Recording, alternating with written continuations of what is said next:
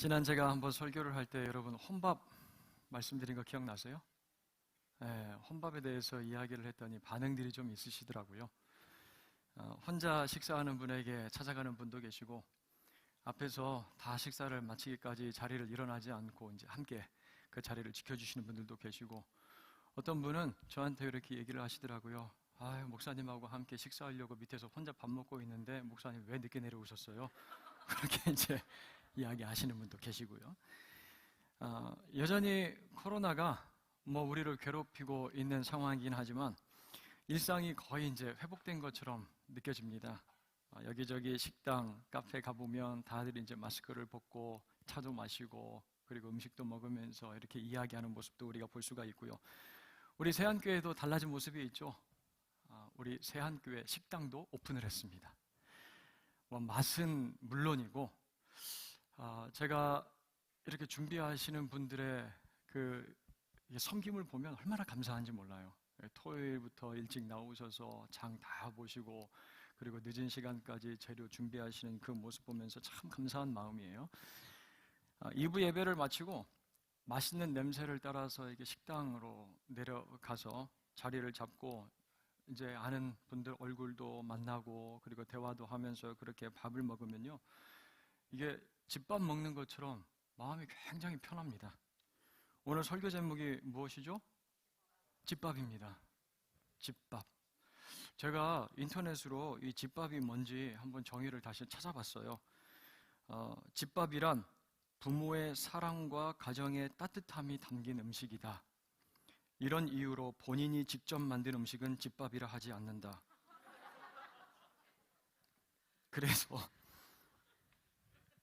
그래서 자기 노동력으로 음식을 만드는 주부들은 결코 먹을 수 없는 미지의 음식이 집밥이다 라고 그렇게 되어 있습니다. 아내들은 다 알고 있어요. 남편분들 혹시 아시나요? 아내들이 어떤 음식을 가장 좋아하는지요? 자기 손으로 남의 손으로 만든 음식. 남의 손으로 만든 음식이 가장 맛있다고 합니다. 그래서 아내들이 한 번씩 이렇게 이야기하잖아요. 집밥 먹고 싶다. 내 손으로 만들지 않은 집밥. 엄마가 해준 밥 먹고 싶다. 맛있어서 그러나요? 아니면 배가 고파서 그럴까요? 엄마의 사랑, 그 따뜻함이 느껴져서 이 집밥 먹고 싶은 거예요. 집밥은요, 배고픔을 해결을 하고 그리고 또 어떤 인류 레스토랑에 가서 아주 이제 특별한 음식을 맛보는 것과는 이 차원이 다른 식사입니다. 그 안에는 무엇이 있죠? 안정감이 있고 평안함이 있고 따뜻한 사랑이 그 안에 가득 담겨져 있는 거예요. 오늘 우리가 읽은 말씀에서 가서 보니까 이스라엘 백성들 식사하는 모습을 볼 수가 있습니다. 그들은 특별한 특식이나 외식을 지금 먹고 있는 것이 아니라 마음에 찾아오는 평안함, 안정감, 그리고 이 사랑을 느끼면서 식탁에 둘러앉아서 같이 밥을 먹고 있어요. 그 가족들이 같이 밥 먹고 있는 모습이 눈에 선하게 그려지는 것 같아요. 이스라엘 백성들 40년이라는 긴 광야 생활을 마치고 이제 드디어 요단강을 건너서 하나님의 인도하심을 따라 가나안 땅으로 들어온 거예요. 여기까지 우리를 인도하신 하나님 너무 감사합니다. 하나님의 손길 우리가 참 감사합니다. 기쁘고 감격스럽고 감사한 마음이 그들 마음 가운데 막 넘쳤을 거예요. 우리나라에서 자기 개인 집을 소유한다는 게 그렇게 쉬운 일은 아니잖아요. 정말 근데 기다렸던 첫 집을 장만을 해서 그 집으로 이사 갈 때 여러분 어떤 마음일까요? 이제 이자를 얼마씩 한 달에 한 번씩 갚아야 되나? 이런 이제 마음 가운데 걱정도 있겠지만 어쨌든 이게 내가 살 집이다 라고 생각을 한다면 그 집에 들어갈 때마다 안정감 그리고 평안함, 가족들의 사랑 느껴졌을 거예요. 그런 마음을 이스라엘 백성들 지금 어디에서 느끼고 있습니까? 여러분 10절 말씀을 다시 한번 보도록 하겠습니다. 10절이에요. 또 이스라엘 자손들이 길갈에 진쳤고 그달 14일 저녁에는 여리고 평지에서 유월절을 지켰으며 라고 되어 있어요. 지도를 한번 보여주시죠. 지금 이스라엘 백성들이 텐트를 치고 이제 야영을 하고 있는 이 지역은 요단강을 건너서 바로 그 근처에 있는 곳입니다. 그달 14일 저녁에 여리고 평지로 이동을 해서 그들이 유월절 절기를 지켰다고 하는데, 이 길갈에서부터 여리고 평지까지의 그 거리가 한 3km 정도 된다고 그래요. 제가 지도를 열어서 3km 정도가 어느 정도 거리인지 한번 살펴봤더니 우리 이제 교회에서 롯데타워까지 걸어가면 한 3km 정도가 되더라고요. 보이는 거리예요. 가까운 거리입니다. 지금 이스라엘 백성들 요단강을 건너서 처음으로 입주한 지역, 처음으로 살기 시작한 지역이 어디냐면 바로 길갈이에요. 자, 그런데 이 길갈에서요, 이스라엘 백성들 잊을 수 없는 기억이 있어요. 길갈 하면 이스라엘 백성들 그들의 머리 가운데 잊을 수 없는 추억이 있는데 5장 2절 말씀 가서 보면요, 하나님께서 이스라엘 자손들에게 무엇을 명령하시죠? 할례를 행하라 말씀을 하세요. 여러분, 이 의식은 이스라엘 민족이 하나님의 백성, 하나님의 소유입니다 확인하는 그런 의미를 가지고 있어요. 그 명령에 잘 순종할 때, 그리고 이 의식을 지킬 때 여호수아에게 하나님께서 이렇게 말씀을 하고 계세요. 여러분 9절 말씀 가서 보시죠. 9절 말씀을 같이 한번 읽도록 하겠습니다. 여호와께서 여호수아에게 이르시되 내가 오늘 애굽의 수치를 너희에게서 떠나가게 하였다 하셨으므로 그곳 이름을 오늘까지 길갈이라 하느니라. 아멘. 여러분, 애굽의 수치를 떠나가게 하셨다라는 거예요. 자, 그런데 여기서 이 떠나게 하다라는 단어를, 이 동사를 찾아보니까 원어로 깔랄입니다. 깔랄.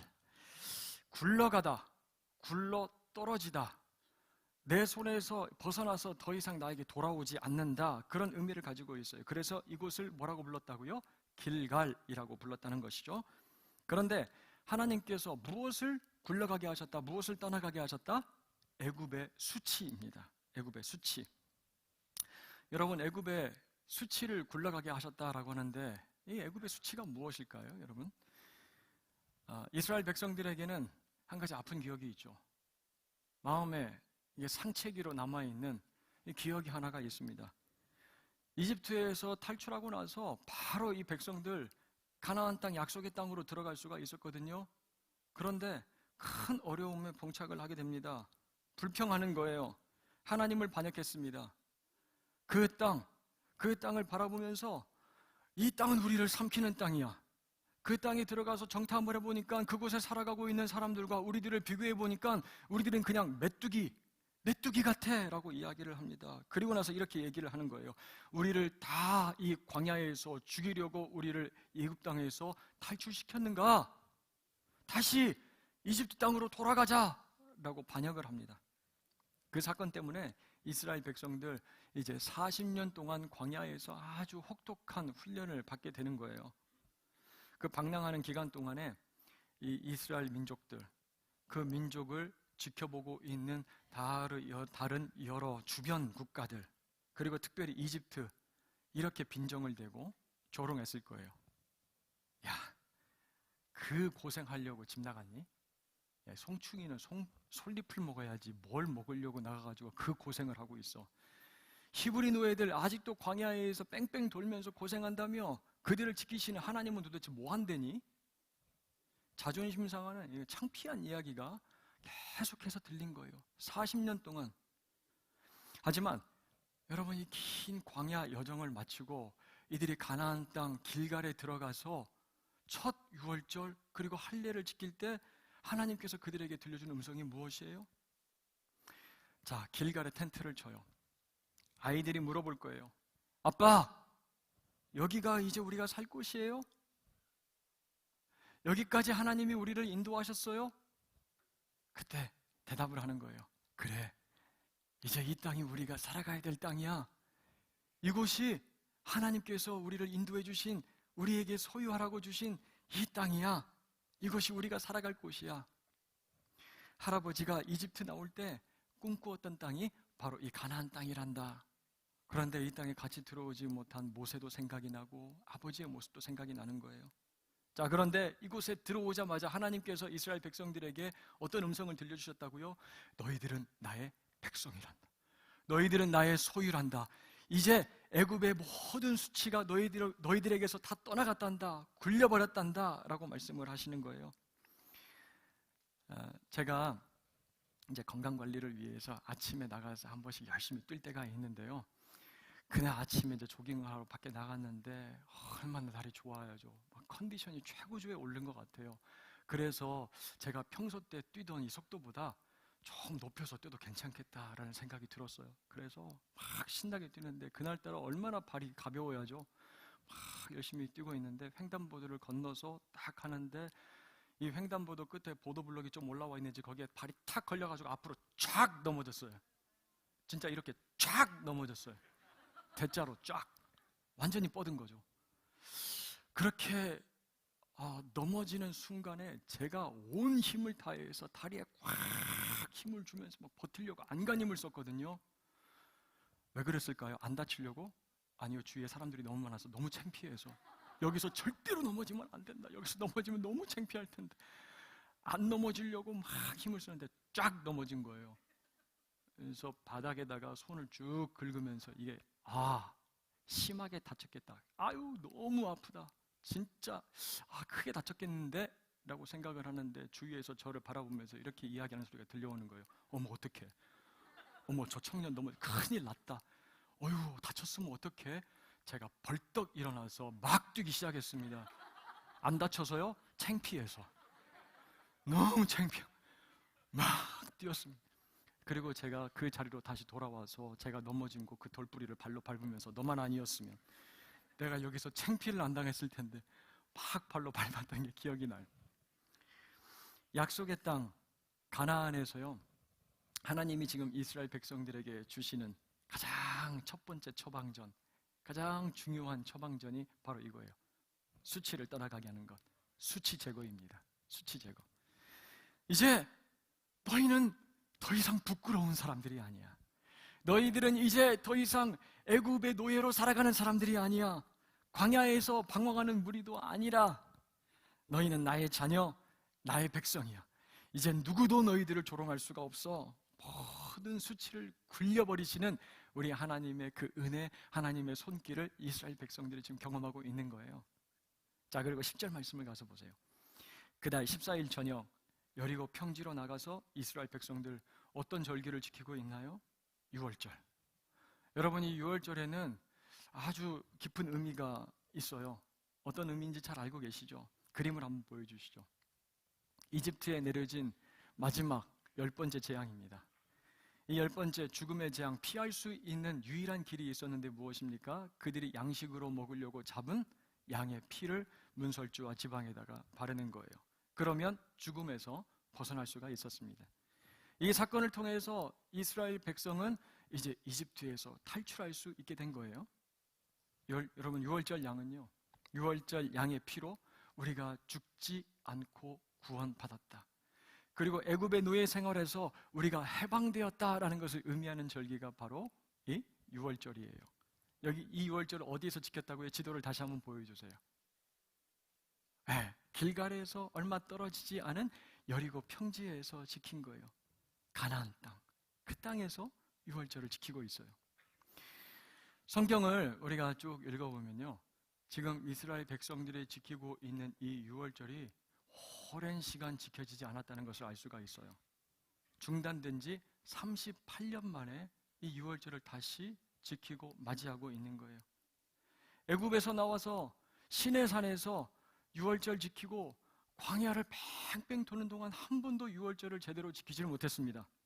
그런데 가나안 땅에 들어와서 첫 번째로 맞이하고 지키게 되는 이 유월절, 이스라엘 백성들 그 광야 생활의 시작과 끝은 무엇입니까? 유월절인 거예요. 그 긴 여정의 양 끝에 무엇이 딱 자리 잡고 있냐면 샌드위치처럼 유월절이 딱 자리를 잡고 있는 거예요. 저는 오늘 말씀을 묵상을 하면서요, 오늘 추수감사절, 우리가 하나님 앞에 가장 먼저 기억해야 되고 가장 우선적으로 첫 번째로 감사해야 되는 제목이 무엇인지 머릿속에 분명히 생각이 났어요. 바로 우리의 수치를 굴러가게 하시고 우리가 하나님의 은혜로 구원받아 하나님의 소유, 그분의 자녀가 되었다는 사실로 인하여 하나님께 감사하는 여러분들 될 수 있기를 주님의 이름으로 축원합니다. 그것이 우리의 첫 번째 감사 제목 아니겠어요? 여러분, 한 해를 생각해 보면 여러 감사의 제목들이 생각이 날 거예요. 오늘 집에 가서 가족들과 함께 다른 것 하기 전에 꼭 한번 감사의 노트, 감사의 카드를 한번 써보세요. 아내는 남편에게, 남편은 아내에게, 자녀들은 부모에게, 그리고 또 부모는 자녀들에게, 나는 너희들에게 이러한 감사의 제목, 당신에게 이런 감사의 제목이 있어요. 쭉 한번 써보세요. 오늘 2부 예배 들어오실 때 우리 로비에 나무 하나 서 있는 거 보셨죠? 우리 이제 자녀들이 거기에다가 감사 제목을 다 써서 거기다가 이제 열매처럼 달아 놓을 텐데요. 여러 감사의 제목들 여러분 생각이 날 거예요. 그런데 너무나 당연해서 혹시라도 우리가 제대로 감사하지 못하고 지나갈 수도 있는 제목, 가장 큰 감사의 제목이 뭘까요? 예수님이세요. 우리 예수님. 예수님께서 우리 죄를 위하여 죽으시고 구원하여 주신 그 십자가, 결코 빼놓을 수 없는 우리의 가장 우선이 되는 감사의 제목. 우리는 죄 가운데 살았어요. 그 죄의 수치 가운데 살았어요. 그런데 우리가 예수를 믿고 그 수치가 전부 다 떠나가 버렸어요. 그 수치가 굴러가 버렸어요. 누구 때문입니까? 우리를 위하여 십자가에서 희생하신 어린 양 예수 그리스도 때문이에요.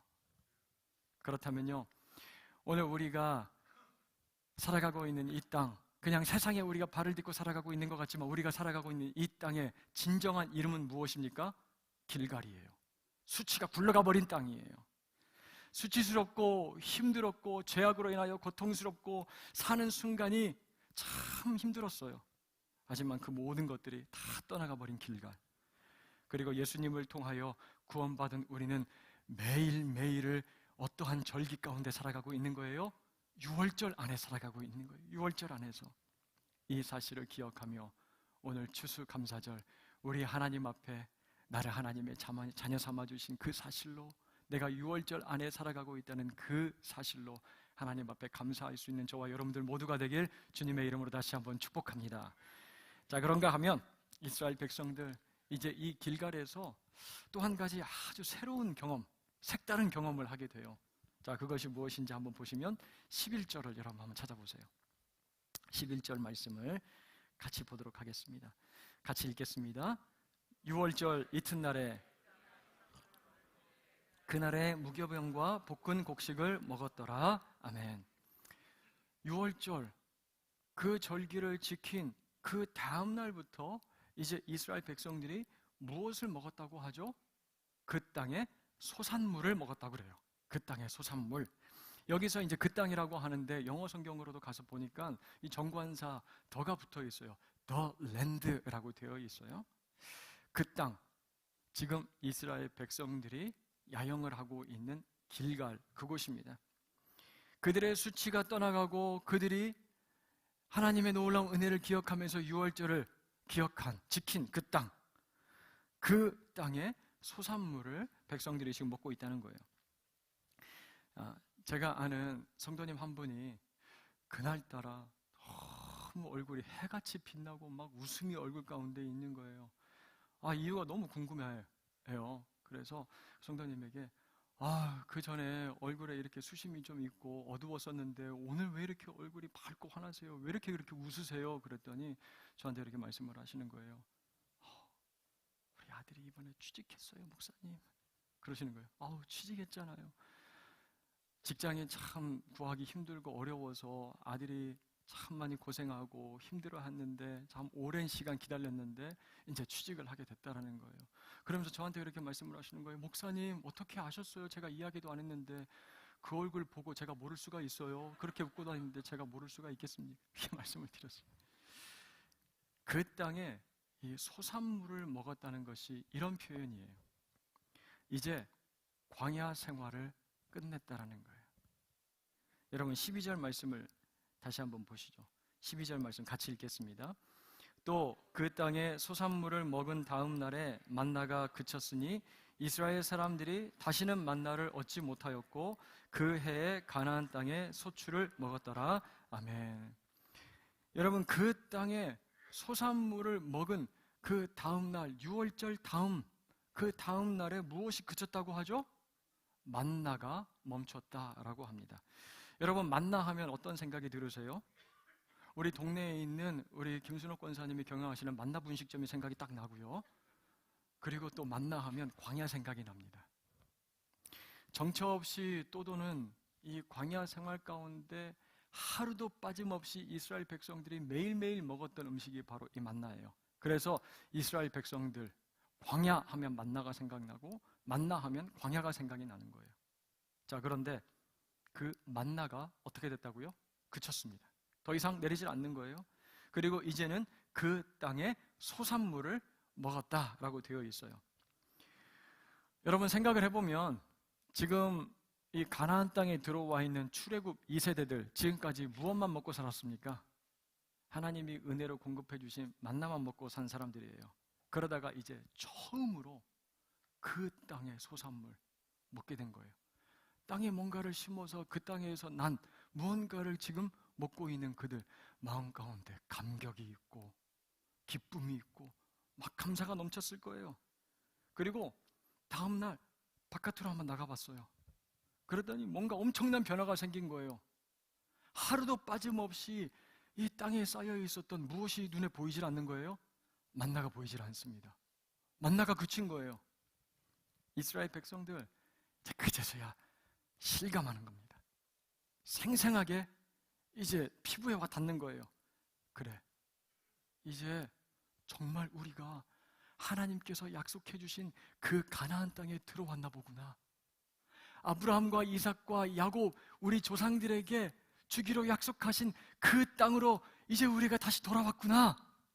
그러면서요, 여러분들 지금 이스라엘 백성들 가나안 땅에서 뭐 먹고 있어요? 집밥 먹고 있는 거예요. 다시 집으로 돌아와서 집밥 먹고 있어요. 12절 말씀 마지막 부분 가서 보세요.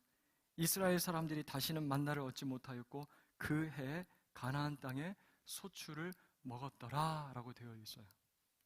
자, 그런데 이스라엘 그 백성들 가나안 땅에 들어와서 첫 번째 유월절을 지키면서 그들이 먹었던 음식이 무엇입니까? 집밥 메뉴가 뭔지를 소개를 하고 있어요. 11절 가서 보니까 무교병과 볶은 곡식을 먹었다고 합니다. 사진을 한번 보여주세요. 무교병이 이렇게 생겼어요. 맛없게 생겼죠. 뭐 건강하기는 생겼어요. 예, 예. 이 무교병 6월절에 먹는 떡인데요. 반죽에 누룩을 넣고 구우면 어떻게 됩니까? 이게 발효가 되고 빵이 이렇게 한껏 부풀어 오르잖아요. 그런데 무교병은 이런 누룩을 넣지 않고 그냥 반죽채 구운 떡이라 그래요. 이스라엘 백성들 이집트에서 탈출하기 전날 6월절에 이 이제 무교병을 먹었어요. 그런데 이 무교병에는 아주 중요한 영적인 의미들이 담겨 있다는 거예요. 자, 이제 우리의 삶에서 이집트를 지우는 거예요. 이집트에서 우리가 받았던 모든 영향력들 다 제거하는 거야. 이제 우리를 발효시키고 우리를 부풀리는 세상의 여러 영향력들, 세상의 여러 신들을 우리에게서 이제 끊어내는 거야. 우리로 하여금 썩게 하고 우리로 하여금 부패하게 만드는 세상의 죄악들을 우리로부터 철저하게 섞지 않고 끊어내는 거야. 그런 의미예요. 자, 그런데 이 무교병이 신약 성경에 가서 보면은 무엇을 의미합니까? 예수님의 몸이에요. 우리를 위해서 십자가에서 아끼지 않고 내어주신 예수 그리스도의 몸. 자, 그래서 예수님께서 십자가에 달리기 전 제자들과 함께 마지막 만찬에서 이 떡을 떼면서 뭐라고 말씀을 하시는지 마태복음 26장 26절을 보세요. 이렇게 말씀하세요. 그들이 먹을 때 예수께서 떡을 가지사 축복하시고 떼어 제자들에게 주시며 이르시되 받아서 먹으라 이것은 내 몸이니라 하시고 아멘. 여러분, 이제 우리는 무엇을 먹으면서 살아가는 사람들입니까? 집밥이에요. 무교병 먹는 사람들이에요. 우리를 위해서 십자가에서 자기 몸을 아끼지 않고 내어주신 예수 그리스도 그분을 통하여 살아가는 사람들입니다. 그런 우리는 이제 누룩을 섞지 않는 거예요. 우리 삶 가운데, 우리의 생활 가운데 세속적인 그리고 죄 섞지 않고 다 분리시키는 거예요. 가나안 땅에서 그 땅의 소산물을 먹은 이 이스라엘 백성들처럼 우리도 하나님의 나라에서 그 땅의 소산물을 먹으면서 살아가는 사람으로 변화되었다라는 말씀이에요. 그런 우리는 이제 세상에 밥 먹는 것이 아니라 하나님 나라 안에서 그분의 집 밥 먹는 사람들이에요. 여러분, 이번 추수감사절 우리에게 어떠한 감사의 제목이 있습니까? 지난해보다 더 많이 우리가 뭔가를 가지고 누릴 수 있어서 감사의 제목인가요? 더 높아져서, 더 넓어져서, 더 건강해졌기 때문에? 그렇지 않아요, 여러분. 그렇다면 도대체 무엇이 우리에게 있어서 감사의 제목이란 말일까요? 이 모든 것이 세상의 소산물이 아니라 그 땅의 소산물이기 때문에 그렇습니다. 하나님이 다스리시는 그분의 나라에서 우리가 이제 먹고 마실 수 있기 때문에 이 모든 것이 감사의 제목이 된다는 말씀이에요. 여러분, 만약 하나님 없이 이것들 우리가 가지고 있었으면 우리가 어떻게 사용했을까요? 하나님과 전혀 상관없이 내 뜻대로 내가 원하는 대로 이것들 사용하고 살아갔을 거고요. 거기에다가 막 누룩 집어넣고 어떻게 해서든지 한번 부풀려 보려고 내 욕심껏 살아갔을 거예요. 하지만 예수 그리스도 안에서 구원받은 우리 모두는 하나님 안에서 그 땅 안에서 누리게 되는 이 소산물 가지고 어떻게 살아가게 됩니까? 여러분, 고린도전서 10장 31절 말씀을 우리가 함께 같이 읽도록 하겠습니다. 함께 읽습니다. 그런즉 너희가 먹든지 마시든지 무엇을 하든지 다 하나님의 영광을 위하여 하라. 아멘. 우리가 얼마나 좋은 것, 얼마나 많은 것 먹고 마시고 누리며 살아가는가가 감사의 제목이 아니에요. 왜 우리가 먹고 마시며 살아가는가? 그것에 대한 변화가 진정한 하나님께 대한 감사의 제목이라는 사실이에요, 여러분. 아버지, 저는 오늘 아버지께로부터 독립하려고 합니다. 이 집을 떠날 거예요. 내가 받아야 될 유산, 내가 마땅히 누려야 될 것 나한테 이제 떼어주세요, 아버지. 이 집에서 먹고 마시는 건 이제 지쳤어요. 더 이상 여기에 살고 싶지 않아요. 저는 떠나겠습니다. 그렇게 자기 몫을 받아서 먼 나라로 둘째 아들은 떠나가요. 자기가 원하는 대로 한번 살아봅니다. 자기가 가지고 있는 소유하고 있는 것들을 자기 마음대로 전부 다 한번 소비해봐요. 하지만 결국 모든 것을 다 잃어버린 아들. 밥도 제대로 먹을 수가 없어요. 그래서 이 돼지 사료까지 먹어야 되는 이 비참한 신세로 전락하고만 이 탕자 둘째 아들의 모습. 어두운 밤에 춥고 너무 허기져서 이 배고픈 이 배를 부여잡고 눈물을 흘려요. 내 인생은 도대체 어떻게 될까? 집 떠난 둘째 아들 너무 그리워요. 집밥 그리운 거예요. 집에서 먹던 밥, 아버지의 사랑, 아버지의 그 따뜻한 품, 그 아버지의 정이 있는 밥상, 집밥이 너무나 그리운 거예요. 그래서 이제 부끄럽고 죄송하고 이게 별 면목이 없지만 그래도 한 걸음 한 걸음 아버지의 집을 향하여 발걸음을 떼봅니다. 한 걸음 한 걸음 돌아가야 되겠다 마음을 먹고 아버지의 집을 향하여서 걸어가고 있는데요. 아들이 아니라 그냥 종으로 좀 써달라고 그래야 되겠다 생각을 가지고 아버지 집을 향하여 걸어가고 있는데 저기 멀리서 아버지가 막 뛰어오는 거예요. 아들을 발견하고 아버지가 막 뛰어와서 그 아들을 확 끌어안습니다. 왜 이제 왔어? 내가 얼마나 기다렸는데 너무나 힘들었지, 고생 많았지. 아버지가 아들을 확 끌어안고요 집으로 데리고 가요. 집으로 데리고 돌아가서 씻겨주고 가락지를 끼워주고 옷을 갈아입혀줘요. 모든 수치를 전부 다 떠나가게 합니다. 그리고 집밥을 차려주세요. 그렇게 그리웠던 집밥, 그 밥을 먹는 둘째 아들, 그 탕자의 모습이 저와 여러분들의 모습으로 보이는 거예요. 오늘 일부 예배 때 새 가족 한 분이 오셨어요. 그분이 기도하는데 막 우시는 거예요. 28년 만에 교회를 나오게 됐어요. 시어머니가 참 그 종갓집이었고, 그리고 예수 믿는 거 그렇게 못 믿게 해서 너무나 힘든 상황 가운데 있는데 그래도 여력이 돼서 교회에 나왔다라고 이제 말씀을 하시는 거예요. 같이 기도했어요. 하나님, 그 가정이 다 예수 믿고 천국 갈 수 있도록 주님께서 은혜 허락해 주세요. 28년 만에 나온 우리 세 가족이 막 눈물을 쏟으세요. 집밥 먹게 돼서 감사하다고. 사랑하는 여러분, 오늘 추수감사절 여러분들에게 어떠한 감사의 제목이 있습니까? 생각나는 분들도 있고 혹시 잘 생각나지 않는 분들도 있을지 모르겠어요. 올해는 감사의 제목이 별로 없는 것 같아. 그런데요, 우리가 범사에 감사할 수밖에 없는 이유가 있습니다. 우리가 순간순간 감사하면서 살아갈 이유가 여기에 있는 거예요. 우리가 하나님의 자녀로 살아간다는 사실, 그리고 이제 우리가 그 땅의 소산물을 먹으며 살아간다는 그 사실, 그 사실로 인하여 감사하는 저와 여러분들 모두가 되길 주님의 이름으로 축원합니다. 우리는 세상에 두 발을 붙이고 살아가고 있지만 우리가 살아가고 있는 이 땅은 수치가 굴러가 버린 어디입니까? 길갈이에요. 우리는 매일매일 어떤 절기를 지키면서 살아가고 있습니까? 6월절이에요.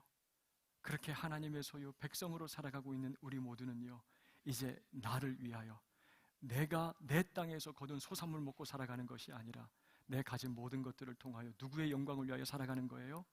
하나님의 영광 위하여 살아가는 겁니다. 그것이 여러분들에게 있어서 가장 큰 추수감사절의 감사의 제목 될 수 있기를 주님의 이름으로 축원합니다. 이제 우리 예수 그리스도께서 베풀어 주신 그 풍성한 은혜, 집밥 기억하면서 성찬에 참여하려고 해요. 우리 함께 149장 찬양하면서 성찬 준비하도록 하겠습니다.